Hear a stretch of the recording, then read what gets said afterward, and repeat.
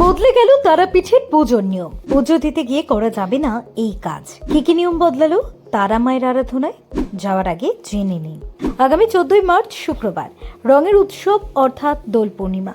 এদিন সারা রাজ্য জুড়ে পালিত হবে বসন্ত উৎসব। তবে এই সময় শান্তিনিকেতনের পরিবেশ আলাদাই বর্ণময় হয়ে ওঠে, কারণ নাচে গানে সেখানে পালিত হয় বসন্ত উৎসব, যার আনন্দ উপভোগ করতে সারা রাজ্য তথা দেশ বিদেশ থেকে প্রচুর মানুষের সমাগম হয়।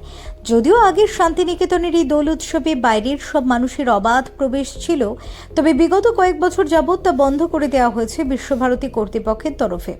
তাই এবছরও সেই নিয়মই বহাল রাখতে চলেছে তারা, অর্থাৎ এবারের দোল উৎসবেও বাইরের লোকজনদের প্রবেশ নিষিদ্ধ করেছে বিশ্ববিদ্যালয় কর্তৃপক্ষ। ফলত দোলের দিন শান্তিনিকেতনে বসন্ত উৎসব আয়োজন করবে না তারা। তাই চলতি বছরও ঘরোয়াভাবেই বসন্ত উৎসব পালিত হবে সেখানে। এদিকে দোলযাত্রার ঠিক পরের দিনই শনি ও রবিবার, অর্থাৎ স্কুল কলেজ অফিস প্রায় সব বন্ধ। তাই শান্তিনিকেতনের পরিবর্তে পর্যটকদের বিকল্প ঘোরার জায়গা হতে পারে বীরভূমের তারাপীঠ। ওই দিন ভক্তরা দেবী মায়ের চরণে আবির দিয়ে কপালে আবিরের টিপ পরিয়ে মায়ের পুজো দেন। পাশাপাশি ভক্তরা মন্দির সংলগ্ন শ্মশান চত্বর ও বামদেবের বিগ্রহে আবির মাখিয়েও এই দোল উৎসব পালন করেন।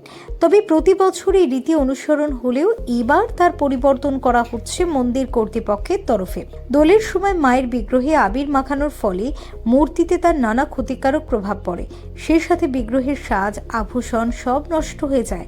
তাই মন্দির কর্তৃপক্ষ জানিয়েছে, এই বছর আবির নিয়ে কোনোভাবেই মন্দিরের গর্ভগৃহে প্রবেশ করা যাবে না। শুধু গর্ভগৃহের বাইরে মায়ের চরণে আবির দেয়া যাবে।